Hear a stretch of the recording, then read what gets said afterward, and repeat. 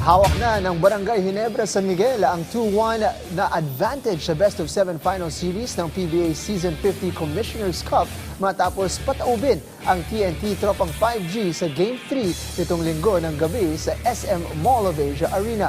Yan ang report ni teammate Jamaica Bayaca.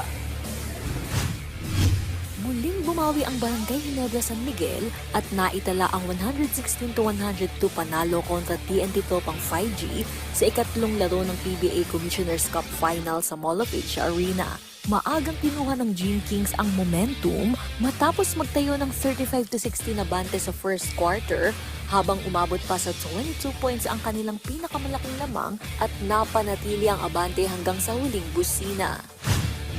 You know, in a finals game, I don't think everybody realizes how difficult it is to get an early lead and keep that lead all the way through the game. It's really hard to do in a finals game. So I got to tip my cap to our players. It was the third game in 5 days, but you know we basically only played 5 or 6 guys tonight in heavy minutes. So you know they reached deep, knowing that this can be a pivotal game in the series. So a lot of good things happened to us tonight, and we're pleased to come out with a victory.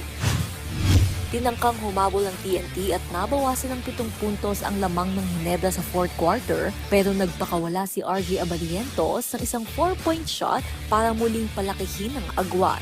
Sinundan ito ni Justin Brownlee na nagbaon ng mahalagang jumper upang tuluyang mawasak ang paghabol ng Tropang 5G. Nanguna si Brownlee sa Ginebra sa kanyang 41 points, 7 rebounds at 7 assists. Nagdagdag naman si Stephen Holt ng 23 points, habang nagtala si Scottie Thompson ng triple-double na 17 points, 11 rebounds at 11 assists. Basically, we're just going to try to, do the rehab and do the recovery and rest as much as we can without getting soft and understanding that we got to come back real strong, in a game 4. So, I've tried all different kinds of ways to do it, and nothing seems to work exactly. You try to repeat it, it doesn't work the second time. You do something right the first time.